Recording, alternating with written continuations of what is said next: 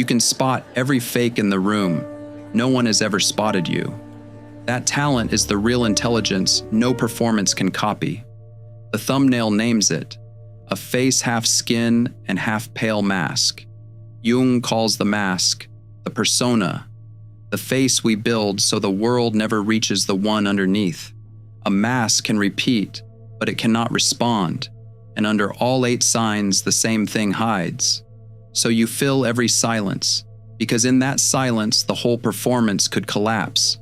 What follows is the one move no performance can make.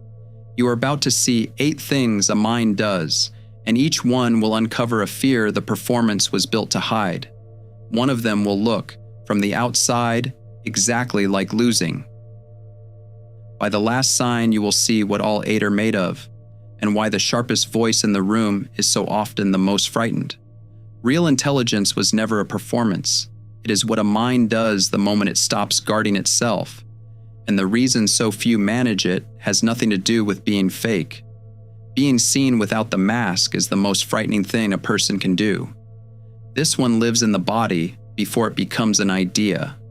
Someone asks the thing you cannot answer, and before the blank reaches your face, a smoothness slides up over it. The look of a person who is about to say something better. That sealing over is the glaze going on, and you have done it a dozen times this week without deciding to. Before the first sign, a face to keep in mind. He is 61, newly retired, a structural engineer who spent 34 years as the person every room turned to for the answer. He knew which beam would hold and which would fail, and somewhere along the way he learned that knowing made him safe. His hands give him away when a hard question lands. He takes off his reading glasses and folds them with a small, precise click, and in that half second of quiet, he is not thinking. He is buying the floor he is about to stand on. The click is the sound of a man preparing to be right. Jung does not treat the mask we wear as a flaw. He calls the persona necessary, the face that lets us move through a social world without bleeding on everyone we pass. You have one, so do I. The trouble begins when the mask stops being something you wear and becomes the only thing you are willing to be. When intelligence gets conscripted to guard the image instead of meeting the moment. A performance can borrow the surface of a sharp mind. It cannot borrow the lowered guard. One question is worth holding the whole way down. What is each of the 8 afraid of? The answer is a single thing, and the last sign is where it turns into something you did not expect. This is not a scoreboard, and you do not need all 8. A clear mind under exhaustion or grief or fear does not always look clear, and a quiet person is not automatically a deep one. But as the 8 signs go by, notice the one thing sitting under every single one of them, a fear. The performance is guarding a wound, something tender and old that learned long ago it was dangerous to be seen. And the first sign begins at the place a mask can least afford to be caught, in the open country of not knowing. Jung spends the middle of his life climbing down into his own dark, on purpose. No map, a small light, the dreams and figures that rose to meet him, none of it making him look certain or safe. He goes anyway, because a real mind is pulled toward what it does not yet control. That pull is the first sign, the easiest one to fake for an afternoon. Anyone can perform curiosity. You ask the clever follow-up, you name the book you half read, you keep the conversation on the ground you already own. Genuine curiosity is different because it asks you to stand for a while in your own ignorance without flinching. A glazed surface cannot take water in. It beads on the shine and runs off. The performing mind is glazed like that. Every new thing becomes another chance to display what is already known, reflected back, never absorbed. A porous mind lets the unknown soak in and change the clay a little. That is the cost, and it is why the performer cannot pay it. To be truly curious is to admit, in front of other people, that your knowledge is a small lit island in a very large dark sea. The performer cannot say that because the whole structure rests on the island looking like the entire world. So the question with no impressive answer gets converted into a statement that has one. The gap in the knowledge gets papered over, fast, before anyone sees it. Curiosity is what a mind does once it is no longer frightened of the gaps in its own knowledge. The fear underneath it is small and very old. The fear of being caught not knowing, of being exposed as ordinary, of the moment your face goes blank and the room registers that there was nothing behind the shine. You know that scramble. The words come faster to cover the gap before it shows, but the willingness to walk into what you do not know is only the threshold. The next sign turns that same light onto the things everyone in the room agrees are already settled. What are we actually solving here? How do we know that is true? Who decided this was the only shape the thing could take? The performer asks questions too, but listen to where they point. A performer's question steers the room back toward the ground they already command, a polished move that looks like inquiry and works like control. A real question goes the other way. It slides a fingernail under a floorboard everyone has agreed to stand on, and it does this knowing the floor might not hold. Jung would call this the beginning of taking back a projection. So much of what you believe, you did not choose. You inherited it, took the shape of the collective the way wet clay takes the shape of the mold pressed around it. The persona is assembled almost entirely out of those borrowed certainties, the views it would be embarrassing to question out loud. A real question puts its weight on one of them and waits to see what cracks, and every crack leads to the same place. By the last sign, all 8 of these will prove to be one fear wearing 8 faces. That is the cost, and it isolates you. To ask the question the comfortable agreement of the room depends on never hearing is to step out of the warmth and stand in the draft alone. The glaze again, explains the performer. A fired surface has no give. Press a true question against it and it cannot flex to accommodate the doubt, so it either holds or it shatters. And the entire purpose of the firing was to never shatter. And a mask can never risk watching the room come down. The fear under this one is structural. It is the dread that the floor is not solid, that if you pull one thread, the whole inherited frame of your life might come apart and leave you standing in the open with nothing built yet to replace it. The man with the glasses knows that dread in his body. He spent a career certifying which structures would stand. He never once turned the inspection on the frame he had built in front of his own face. Harder than questioning a shared illusion, though, is the sign that breaks a performer fastest of all. The willingness to sit in silence while the rest of the room is paying for noise. He is at a dinner like the ones he used to rule. The table is loud with people competing to be the sharpest. Quotes flying. Credentials laid out like cutlery. That efficient laughter that is really a scoreboard. The old pressure rises in him, familiar as a pulse. The urge to drop the one brilliant line that secures his place. His hand goes to his glasses, and then for the first time, he leaves them on. He lets his silence sit on the table next to everyone else's noise, and he waits to see whether he survives it. He does. Something heavy and quiet settles into him, a safety he did not have to win from anyone in the room. A mask only exists when someone is looking. A glaze needs light to do its one trick, to gleam.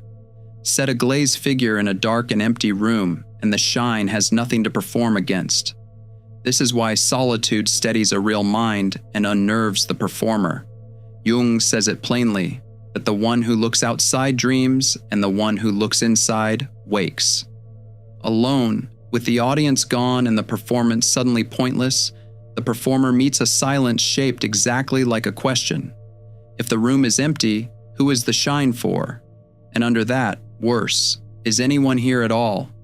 That is the fear this sign exposes, the dread of being unseen, of not mattering, the suspicion that without an audience to reflect you, there is nobody home behind the shine. Quiet confidence is the state of a mind that no longer needs the room's reaction to confirm that it exists. It can let the gossip go by undefended. It can be filed away as cold or arrogant by people who cannot picture a self that does not need a mirror, and it can let that misreading stand. But this stillness is only the resting state, the baseline the next 3 signs are built on. The fourth is where the stage difficulty turns, where the performance starts to break in places no rehearsal can reach, beginning with the half second before you speak. The insult lands, or the challenge, or the fact that contradicts you in front of people whose opinion you can feel on your skin. There is a half second before you answer. For the performer, that half second is a workshop. It is where the counterstrike gets built, the clever reframe, the correction delivered warmly enough to pass for grace, the move that restores the rank the comment threatened. The real mind does something else with the same half second. It listens. Jung draws a line between having a feeling and being had by one. To fire back instantly is to be possessed, run by the affect, the anger speaking with your mouth before you have even met it. To pause is to stay in relationship with the feeling instead of becoming it, to let the other person's reality actually land and weigh something before you reply. A struck glaze rings, a fired surface answering a blow with one instant clean note and giving nothing else. No absorption, no delay, no being changed by the contact. Strike wet clay and it takes the blow inward, holds the dent, carries the pressure of it. The pause is the clay taking the pressure in. There is always the meeting where someone takes a shot at you dressed up as a question, the kind the whole room hears land. The performer answers inside the half second, fast and sharp and final, and walks away having learned nothing. The other mind lets the half second open instead, hears the fear hiding inside the attack, and answers the fear instead of the words. The rest of the room cannot say why. Only that something real just happened in a place that is usually only noise, and here the honest version matters, because the man with the glasses learned long ago that pressure shrinks that half second to nothing. Years of growing up around a temper that could turn without warning taught a boy to read danger early and answer it fast. So go gently with yourself if your own gap is narrow. A nervous system trained under threat does not erase your intelligence. It only means the room you grew up in had less air in it than you deserved. The work was never to stop reacting. It is to widen the half second by one breath, and then another. The performer uses the moment before speaking to prepare a defense. The intelligent mind uses it to be reached. The fear under this one is the feeling itself, the certainty that if you stop and let the silence hold, the anger or hurt underneath the insult will find you undefended, and the whole purpose of the mask was to make sure it never could. This willingness to wait on the truth readies you for the hardest single act a mind can perform in public, being proven wrong and not dying of it. This is the one that looks, from across the table, exactly like losing. He has held a position for years, a conviction wound so tightly into who he is that the two can no longer be told apart. And the evidence arrives that he is wrong. Plainly, completely wrong. The other person is already braced for the fight. The parsing of words, the slow retreat dressed up as nuance, the way a proud mind prefers to die in inches rather than all at once. His hand goes to his glasses. He folds them, the small click, and the room expects the verdict that click has announced for 40 years. Instead, he sets them on the table and says, "I was wrong." There is no tremor in it, no collapse in his posture, no scramble to save the face. He watches the old need to be right lift off him like a held breath finally let go, and he feels the floor under him stay exactly where it was. Nothing he actually is falls when the opinion falls. For the performer, this is impossible, because the persona and the rightness are the same object. The opinion has become the wall the self is standing behind, and to be wrong is to watch the wall come down with you still there. So being wrong does not register as an error. It registers as a small death. Jung says that what you refuse to make conscious will run your life from underneath while you call it fate. and clinging to your own rightness is one of the quietest ways that happens. The grip on being right can feel like strength. What is actually holding on is the fear of being nothing without it. A glaze cannot be reshaped once the kiln has done its work. The form it cooled into is the only one it will ever have, so a true correction cannot soften it, only break it. Clay still damp can be opened up and pushed toward a truer shape and lose nothing of itself in the change. Being wrong is the moment the self finally comes loose from its defense and discovers it was never the wall to begin with. The fear underneath is the starkest one yet, that without being right you are nothing, that your rightness is the single load-bearing thing holding the self up, and that if it goes, you go down with it. You have defended a point long after you stop believing it, only to keep standing. If you have ever let go of being right and felt yourself still there afterward, write this in the comments. My worth was never my rightness, and once you are no longer spending your whole strength defending the old position, the mind is free to lift its eyes and read the larger shape that has been arranging the room all along. There is a kind of mind people bring their tangles to, the one who looks at a failing team and sees the structure under the symptoms, who notices the same argument resurface across years with new people each time, and the same engine underneath, who can feel what is coming because they have quietly registered what has been happening all along. This is pattern recognition, and it is the first of the 3 signs no performance can reach, because it does not live in what you say. It lives in what you can see. Jung's whole method is pattern recognition aimed at the soul, the same few old stories the psyche keeps staging again with the scenery swapped out. The performer meets an event and reaches for the most impressive label to file it under, because a name ends the discomfort and looks like understanding. The real mind sees the structure and often cannot say how it knows. The seeing comes from somewhere below the place where words are kept. Here the glaze keeps you up on the surface where the light is, where everything has a clean name and a confident finish. To read the pattern, you have to look past the shine, down into the body of the clay where the real shape is held.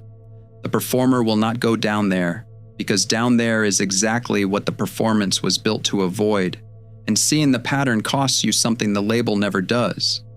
Once you can see the shape, you can no longer pretend you're repeating accidents or bad luck. The same kind of partner, the same kind of fight, the same job ending the same way a third time.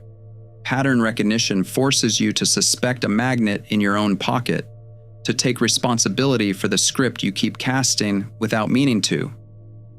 It is one thing to read a pattern out in the world, it is another to catch the same shape in the wreckage you keep walking back into. The performer can read every pattern in the room except the one with their own fingerprints on it. This is a heavy thing to carry, so the mind reaches for a smaller picture. A potter's hands, wet to the wrist, turning a single lump on the wheel. No audience, no verdict, just the slow pressure of a thumb finding the shape that was always waiting in the clay. The fear under this sign is subtler than the rest, the fear of the depths themselves, of a meaning you did not author and cannot fully command, rising with intentions of its own. Pattern recognition asks you to trust a knowing that comes from under the ego, which is the one country the mask was built to keep you out of. But reading a pattern that already exists is one thing. The next sign asks the mind to make a thing that does not. Original thinking looks like nonsense, right up until the moment it looks like genius, and almost everything new spends a long, exposed stretch in the first category. The third option when the room can only see 2. The unrelated thing joined to the other unrelated thing to make a key that fits a lock that had never been described. For Jung, this is contact with the unconscious. The conscious mind drawing up something it did not assemble on purpose. The territory he called active imagination, where you stop steering and let the deep material come up and speak. He says the forgotten artist in a person has to be fetched back up out of the dark, and that the work it makes matters even when the poems and the paintings come out clumsy, because the point was never the polish. The point was the channel reopening between the surface and the source. A performer recombines what already sounds intelligent, arranges the recognized pieces into a shape the room will approve, which is exactly why their cleverness is always legible and always a step late. It is glaze again. Glaze can only throw back the light that is already in the room. The new thing comes from the wet, unformed clay that has not been fired into any approved shape yet.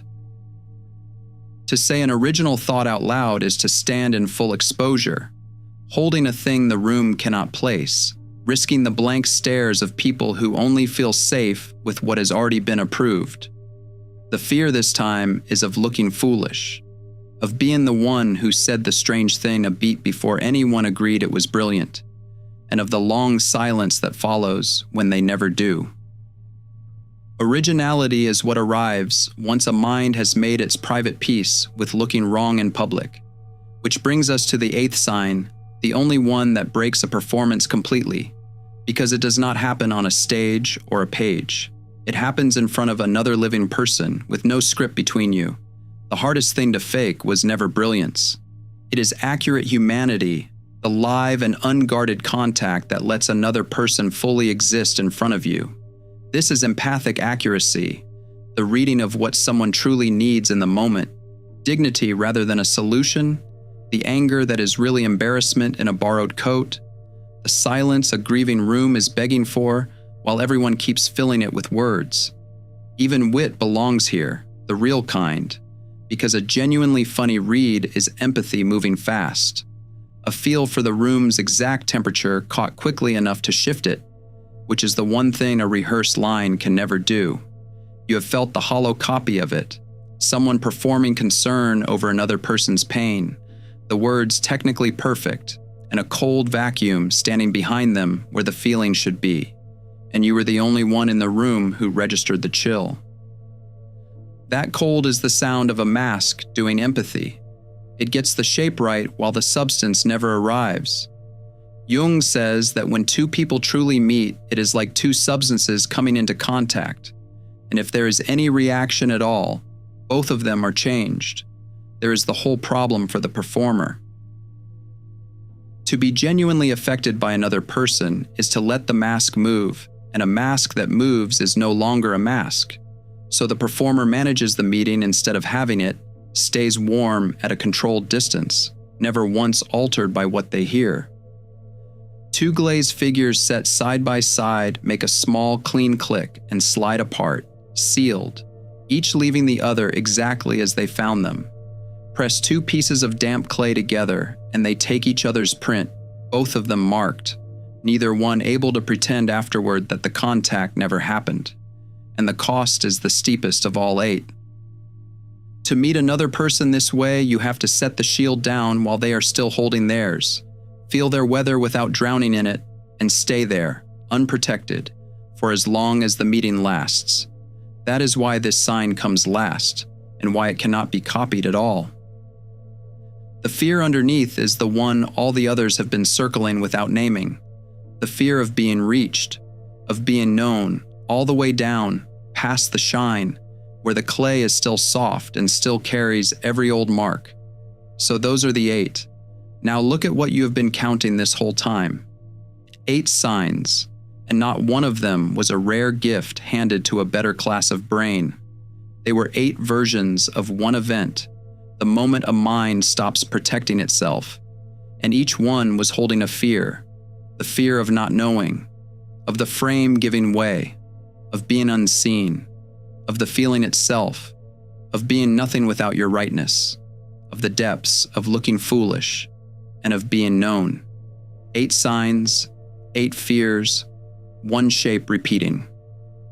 And that is where the seat you have been watching from quietly gives way.